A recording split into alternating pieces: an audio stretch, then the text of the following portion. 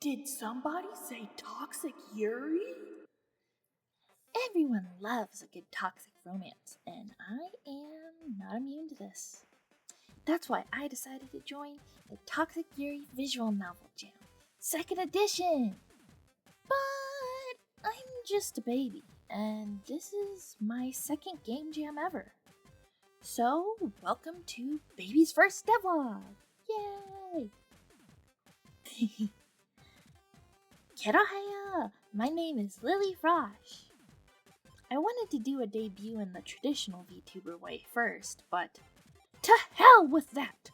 Because I need to tell you all about the journey we went through this month. Act 1. Preparation.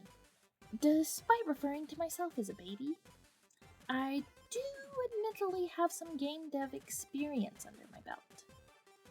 I went to an overpriced artsy school for my university, which is where I got my BFA in creative writing. Here I was able to take multiple classes on writing for games, which have given me the confidence to pursue writing for even more games. At school I made a couple amateur VNs and got practice writing game scripts and game design documents. I also got experience coding in both Twine and Renpy. Thanks to my professor's encouragement, I even joined my first game jam ever this year. Now I currently work with 2 indie studios making smaller scale stuff together. However, I always wanted to make a real visual novel, but I never had the resources to make one that was satisfactory to me. Behold! The Toxic Yuri Visual Novel Jam 2! I was on Discord when my friend was talking about a VN jam, and being the aspiring game developer that I am, I said, Visual Novel Game Jam! So said friend sent me a Blue Sky post with info about the game jam. I was immediately interested. By the way, this friend made a visual novel for this jam as well. You should check it out. It's uncomfortable and haunting in the best way. I'll put a link in the description. Anyway, I immediately thought I would want to do something like that, but there's no way I could write good toxic Yuri. All my Yuri is too wholesome. You can tell, right? Oh well, it doesn't start for a few months anyway, so maybe there's time to think up a story. I played a lot of entries from the first Toxic Yuri VN Jam, and the visual novels from each of the judges to try and find inspiration. Honestly, some of those VNs changed my life in ways I can't put into words. Criminally underrated itch games will do that to you. Like this one called A Part of Me Loves You was my favorite. Although I didn't particularly get inspired by it to get writing, the story was exceptional and enthralling. I'll link it in the description as well. I highly recommend it. I started out not being sure what I wanted to do. Like at all. So I sat and thought a lot about what sort of toxic Yuri and yaoi I liked. I thought about which ones I'd want to make a story similar to. A big inspiration for my story was Jennifer's Body. It's one of my favorite movies, so I thought, well, I want my toxic Yuri to be like Jennifer and Needy. Other early inspirations were The Summer Hikaru Died, Mean Girls, and Heathers. Knowing what vibes I wanted for my story, I was able to come up with more ideas for it. I bounced ideas off of my friends and my newly acquired teammates for days.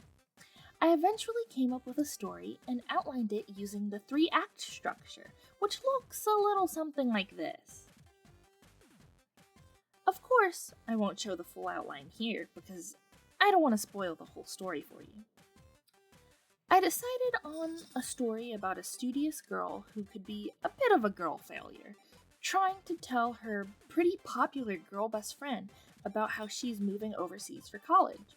She also suffers from strange recurring nightmares that feature a creature known as a mare. Unbeknownst to her, the mare haunting her dreams is her best friend. I wanted it to be spooky but have a deep meaning. I wanted the story to show that even in a world with monsters, the real monsters are the oppressors of the vulnerable and those who enable them. I also made a ton of mood boards early on. I think I made at least 7 of them, but here are the ones for our girl failure, Ophelia, and her best friend, Angel, the mare. I put in a lot of research for mares and their variations across different cultures during my research. I found that some mares don't remember their nighttime activities during the day. I also found that some mares drink the blood of their victims through their tongues. I thought, oh, that'd be a perfect way for the mare to hunt its victims in our visual novel. We briefly toyed with the idea of branching narratives, but we ultimately decided that a kinetic visual novel would be best for our time limit.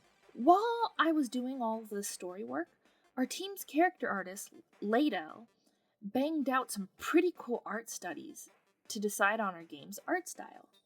I went on low spec and hunted down some palettes that fit the vibe we were going for, and we decided on a daytime palette and nighttime palette. I'll come back to this being a problem later. But as I said before, I made a bunch of mood boards for this. Ladell took those mood boards and turned them into cohesive character design ideas that we used to decide the characters' final designs as a team. Our UI designer, Gio, came up with some ideas for UI stuff like text boxes and the game's logo. We decided on a name together. Primrose Path was Ladell's idea, since the protagonist's name, Ophelia, is also a Hamlet reference. Then, Gio cooked up a simple but pretty logo. We even worked together to come up with how we wanted our main menu to look, and here are some of the concepts for that. For the music, I made a document with various playlists as inspiration for the music for each part of the game. It included stuff from games I like Doki Doki Literature Club, Mystic Messenger, Undertale, and Meaty Streamer Overload. And from anime I'm into, like Ouran High School Host Club, Nana, and School Rumble. Our composer listened to it all and began to plan our soundtrack's vibes. Act 2, Execution.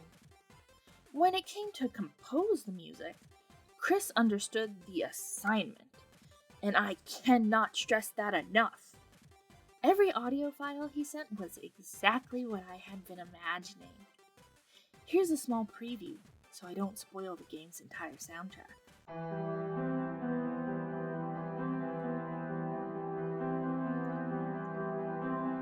Isn't that neat?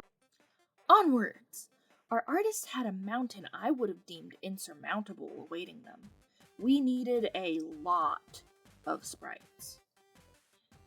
This is when the day versus night palette became an issue.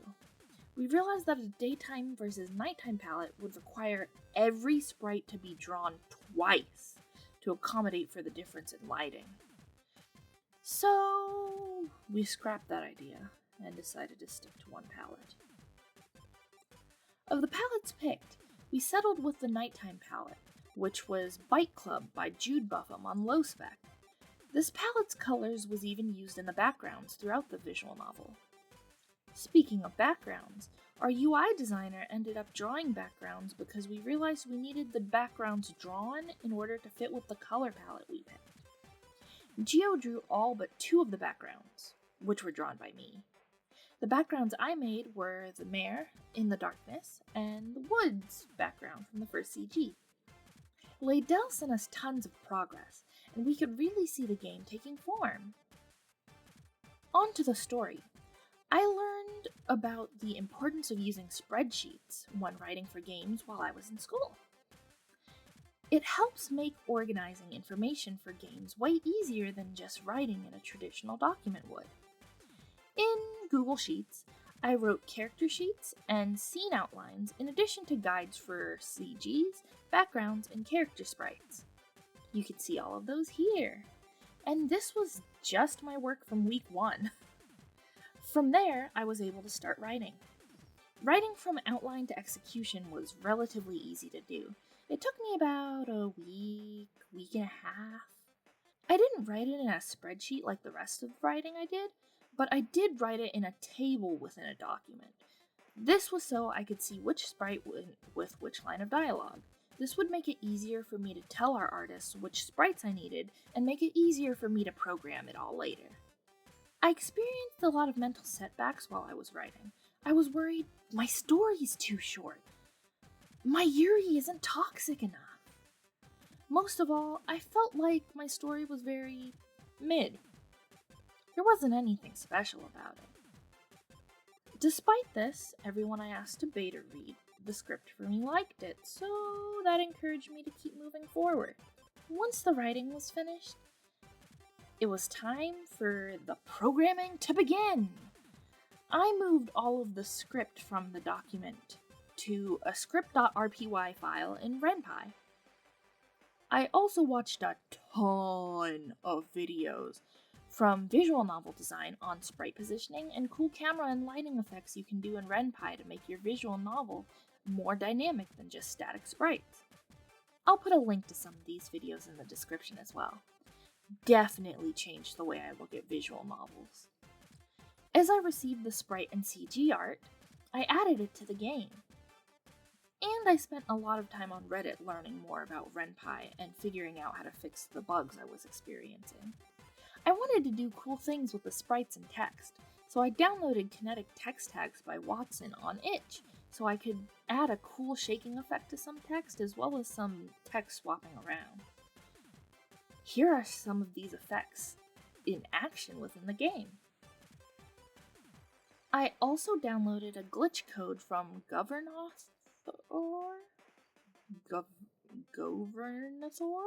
Something like that, on GitHub. Here's the glitch effect in action, by the way. It's really cool. There were a lot more cool things I wanted to do in the game, visually speaking, with our sprites, but I just didn't have time for it. So I scrapped that idea, along with the 2-palette idea. Wasting away. Act 3. Finale. As the clock ticked down, we did all of our individual work and I threw it together to be one piece. The One Piece! Sorry, what was I saying? Oh, right, coding. I put everything together, but not all of the assets were complete, so I started to get stressed. I kept worrying that we wouldn't get to finish our game in time to submit it for the jam. Eventually, I realized I just needed to put my trust in my teammates to deliver their designated assets on time instead of stressing myself sick. And they did, so everything worked out swimmingly. With 18 hours to spare, we finished our game and sent it out to our friends to playtest. The morning of the jam's final day, we submitted our visual novel. Finally, we can relax and celebrate! Yay! I feel like I learned a lot this past month about programming and visual novel development. I'm definitely eager to start my next visual novel already. In fact, I have plans for a certain clown-themed dating sim. But I won't talk about that too much. So, that was my experience with the Toxic Yuri VN Jam 2.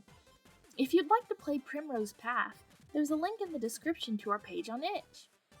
Feel free to leave a like or comment if you enjoyed hearing about our month, and subscribe for more content like this in the future. I originally planned on doing mostly streaming, but I don't really have the computer to stream yet, so videos like this will have to do for now. But if you enjoyed, drop a like and subscribe. Thanks so much!